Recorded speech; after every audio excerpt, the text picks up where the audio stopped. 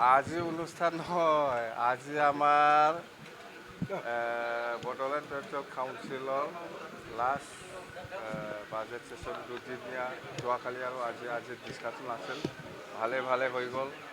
আৰু আজি আমি আমাৰ বি টি চিত চিফ ৰিলিফ ফাণ্ড এটা আমি লঞ্চ কৰিছোঁ। সকলোৱে দিব পাৰিব, 500 হওক, 100 হওক, 200 হওক। আমি যিহেতু ৰিলিফ ডিপাৰ্টমেণ্টটো আমাৰ বি টি চিত ট্ৰেন্সফাৰ হোৱা নাই। আমি যাতে এডুকেশ্যন ছাইডত হওক বা বেমাৰত হওক বা যিকোনো ছাইডত গৰীব দুখীয়াসকলক আমি যাতে সহায় কৰিব পাৰে বা ক'তবা ইমাৰ্জেঞ্চি কাম কৰিব পাৰে, তাৰ কাৰণে আমি ৰিলিফ একাউণ্ট আজি অ'পেনিং কৰিছোঁ। তাৰ কাৰণে মই বি টি চি সকলো ৰাইজক মই অনুৰোধ কৰিব বিচাৰিছোঁ যে আপোনালোকে যিমান পাৰে 100 হওক, 200 হওক, চবেই যাতে এই ৰিলিফ ফাণ্ডত অনুদান দিয়ে। তেতিয়াহ'লে আমি বি টি চি বাকী ৰাইজসকলে জাতি জনগোষ্ঠীৰ মাজত যিখিনি দুখীয়া শ্ৰেণীৰ মানুহ মানে সহায় কৰিব পাৰিম আৰু কি ৰিলিফ ফাণ্ডৰ থ্ৰুদি। তো এইটো থাকিল। আৰু ইয়াৰ পিছত আমাৰ বাজেটত খুব ভাল ডিছকাশ্যন হৈছে। আৰু এডুকেশ্যন, হেল্থ আৰু এগ্ৰিকালচাৰ আৰু টুৰিজিম এই চাৰিটা ডিপাৰ্টমেণ্টৰ যিটো এল'কেশ্যন অলপ কম হৈছে, কিন্তু এছ ডি বাজেটত আমি মেকআপ কৰি দিম, এইটো হ'ল। আৰু এতিয়া এই আজি 30 জুলাই জৱাহৰলাল চমলা বসুমতাৰী ডাঙৰীয়াৰ যিটো মৃত্যু দিৱস, সেইটো আমি চবেই ইয়াত আপচুৰ লগতে বড়ো সাহিত্য সভা বা আমাৰ দলত যিমান কৰ্মীসকল আছে সকলোৱে আহিছে, সকলোৱে সন্মান জনাবৰ কাৰণে আহিছে। তাৰ কাৰণে মই সকলোকে ধন্যবাদ দিছোঁ যে আমি যে পাহৰি যাব নোৱাৰে কেতিয়াও। চমলা বসুমতাৰী হ'ল আগৰ আমাৰ আপচুৰ প্ৰেচিডেণ্ট আছিলে, আৰু ইহঁতৰ যিটো আদৰ্শ, ইহঁতৰ যিটো নীতি, সেইটো আমি কেতিয়াও পাহৰি যাব নোৱাৰে।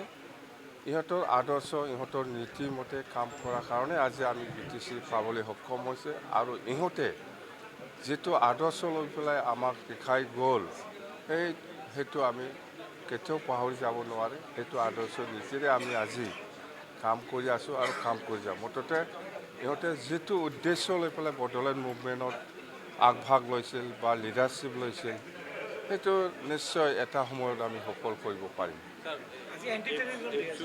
আহ্বান জনাই আছে, সময়ে সময়ে ৰাজনৈতিকভাৱে একত্ৰীকৰণ হোৱাৰ কথা কৈছে। আপুনি কোনে এতিয়া এপছুৱে সকলে আপচুৱে কাম কৰি থাকক না, এইবিলাক ৰাজনীতিৰ কথা কি কয়। আপচু হ'ল বড়ো জাতীয় ছাত্ৰ সংগঠন। বড়ো সমাজক কেনেকৈ ওপৰত লৈ যাব লাগে, এডুকেশ্যন হওক বা সাহিত্য হওক বা এইবিলাক কথা কওক। ৰাজনীতিৰ কথা কিয় লাগি থাকে, ইহঁতে কি দৰকাৰ আছে? আপচু নিজেই অফিচিয়েল, তাতে বহি পেলাই আমাক ইউনাইটেড হ'ব লাগে বুলি ক'লে হ'ব লাগে। এই স্থানৰ পৰা যদি আপচুৱে কোনোবা লিডাৰে যদি কৈছে, এইটো কিন্তু মহাপাপ হ'ব। এই স্থানৰ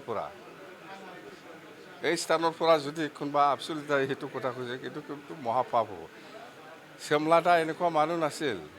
ইহঁতে জানে চমলাদা কোন, আমিহে জানো। এই স্থানৰ পৰা কৈছে যদি এইটো মহাপাপ হ'ব। আমি একেলগে হ'ব লাগে। এই আপচু আজিৰ দিনত যিবিলাক লিডাৰশ্বিপ লৈ আছে, ইহঁতে ডাইৰেক্ট পলিটিকেলাইজ।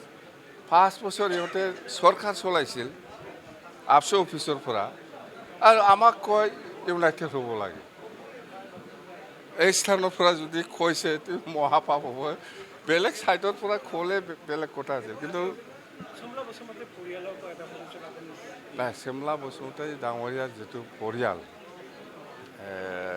ৱাইফটো চাকৰি কৰি আছে আমি জানো, আৰু তাৰ ছোৱালী এজনীও চাকৰি কৰি আছে। ৰিহাবিলিটেশ্যন বুলি ক'লে মই ভাবোঁ যিহেতু পৰিয়ালৰ পৰা মোক এনেকুৱা দিব লাগে, এনেকুৱা হ'ব লাগে, এপ্ৰ'চ নাই আৰু দৰকাৰ নাই। ইহঁতে বুজা মানুহ, মুঠতে ৰাইজে শান্তি থাকিলেই হ'ল।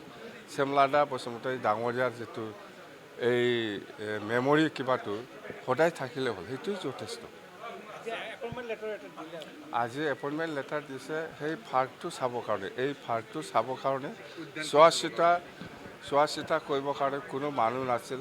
সেইকাৰণে সেইটো খুব লেতেৰা হৈ আছিল। এতিয়া এজন আমি এপইণ্টমেণ্ট দিছে, যদি প্ৰয়োজন হয় ভৱিষ্যত আৰু একজন দিব আমি। উজনিত বানপানী যথেষ্ট ভয়াৱহ। বানপানী বহুত ভয়াৱহ আমি বুজি পাওঁ, কিন্তু আমি BTCৰ পৰা যিমান পাৰে আমি কৈছোঁ, সেইদিনাই কৈছোঁ 50 লাখ আমি চিফ মিনিষ্টাৰ ৰিলিফ ফাণ্ডত দিম। আমি যদি পইচাটো লৈ যাই পেলাই বস্তু বাহনি কিনি পেলাই যদি তাতে গ'লে হয়, কিন্তু এইটো গ'লে আমি কোনোবা পাব কোনোবা নাপাব এনেকুৱা হ'লে হয়।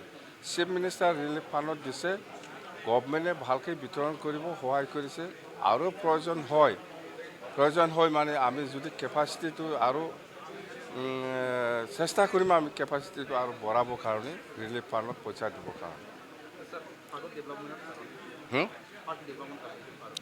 ফাঁকি আছে, মই ট্ৰাষ্টৰ লগত কথা পাতিছোঁ, ঠিকেই আছে। আৰু চিলড্ৰেন পাৰ্কটো ভাল বনাব লাগে, আমি এইটো কৰিম বাছ।